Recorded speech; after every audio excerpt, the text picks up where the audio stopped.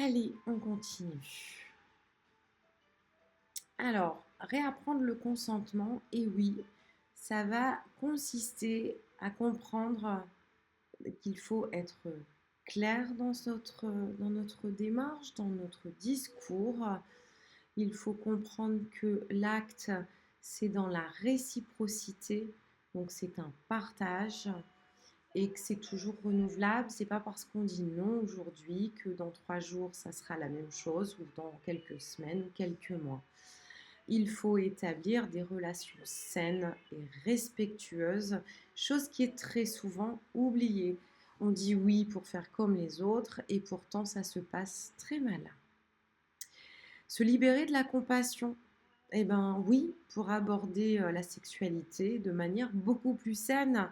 Il ne faut pas donc être dans la compétition parce que voilà, de se dire on va décevoir l'autre, il ou elle a déjà eu des relations et puis bah, moi je suis pas à la hauteur, moi je fais pas comme les autres.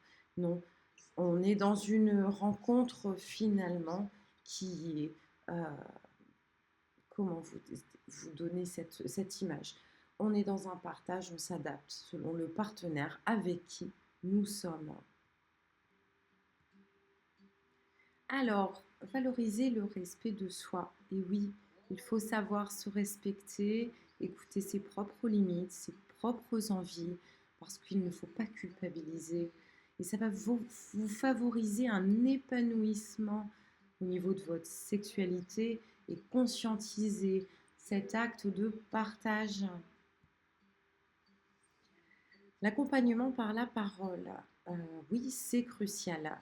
Les jeunes ont besoin d'un espace plus sûr pour discuter de cette expérience, de ces expériences, des émotions et de ne pas se sentir jugé. Donc bien sûr, parfois on peut en parler avec son partenaire ou sa partenaire ou ses meilleurs amis. C'est vrai, mais parfois ça ne va pas suffire, d'où l'intérêt d'aller consulter peut-être un thérapeute, un professionnel avec qui vous pouvez poser les choses et poser toutes les questions. Reprendre confiance en soi, c'est essentiel et c'est petit à petit. L'abstinence peut être une étape, hein, bien sûr, si elle est choisie et permettre après par la suite de réexplorer sa sexualité en douceur et aller mieux finalement. Donc il ne faut pas oublier que c'est un voyage personnel. La sexualité ne doit pas être une obligation. D'accord? Ça ne doit pas être une performance. Elle va représenter le chemin unique pour chaque individu. On va le construire sur les bases du respect, de la liberté et surtout de la sécurité émotionnelle. Il est essentiel de comprendre que toutes les expériences sont personnelles et elles doivent être vécues dans le confort affectif, la bienveillance et donc un vrai consentement, même si ça semble, encore une fois, très flou. Voilà, j'espère que le sujet vous a intéressé. Il y aura bien sûr d'autres volets sur le thème de la sexologie.